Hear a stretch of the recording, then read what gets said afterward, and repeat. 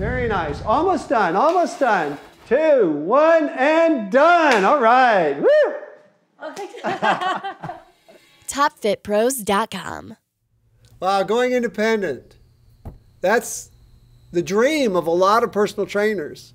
It's what they strive towards. And I recommend it. Believe me, it's the way to go. But not at first. Because at first, you've got to build up experience with clients. You need a way to get them. It's a whole lot easier to get some clients, to get your experience, get your feet wet while working for somebody else. Work at a gym. Work at a big box gym. Get a job there and get established. Have a reputation in the community. And have a network of people who know about you, who will refer other people to you. And when you get really, really busy at that gym and you filled up your calendar and people like you a lot and you know your stuff and you've got plenty of experience, so you're confident that you can make it on your own, that's the time to go independent. Then and only then do you leave and set up shop for yourself. And it's a big subject, because remember, when you go independent, it is not just like before the gym was taking 60% of what you brought in and keeping that, and you only got 40%, and now you get 100%. It's not like that.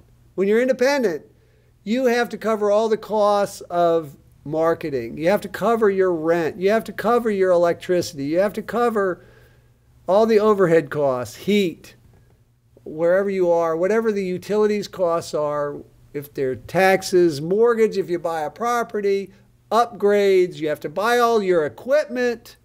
There are a lot of expenses. You have to maintain that equipment. You have to pay people to clean. You have insurance, much higher insurance, by the way, than if you're working for somebody else. You still have to have insurance as a personal trainer, typically, even if you're working for somebody else. But the rate is really low compared to what it is when you're independent. So keep all that in mind. Going independent is great, but there are a lot of costs to it. And you need to be at a point where you're confident that when you set up shop, you're going to have a ready and quick stream of clients coming to you, because you cannot afford to be paying that rent and those utilities and all your other expenses and only have a couple of clients. Then not only are you not keeping 40% of what the client was paying, you're actually losing money on every session that you give, because it's costing you more to keep the doors open than you're bringing in. When you go independent, be sure that you've got that stream. Now, here's a bridge. There are a lot of places out there that will allow you to rent space or share. You can come in and pay by the hour to train people. So then you're only paying a little slice of what you're earning, and you don't have an overhead commitment. So if you're in one of those major metropolitan markets where that's a possibility, and you can identify some gyms that will allow you to do that, then that's a really good bridge.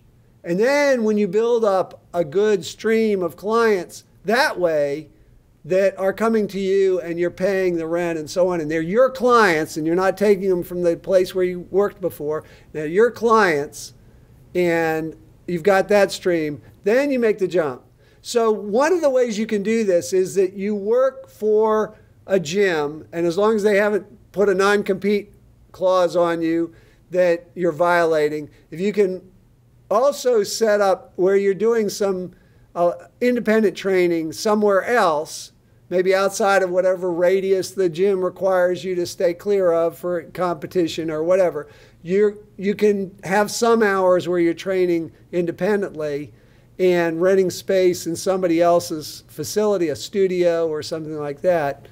Then you're just paying by the hour or paying a monthly amount just to get yourself built up to the point where you've got enough clients coming in that then you can step away from the gym, and maybe for a little while longer you're renting that hourly rate until you really have confidence that you can actually support the overhead of your own studio.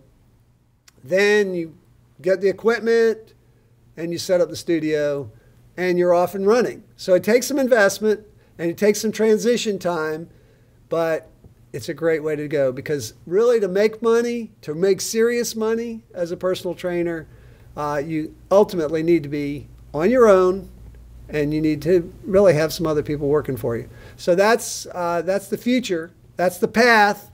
Think about it now and plan for the future. See you next time. TopFitPros.com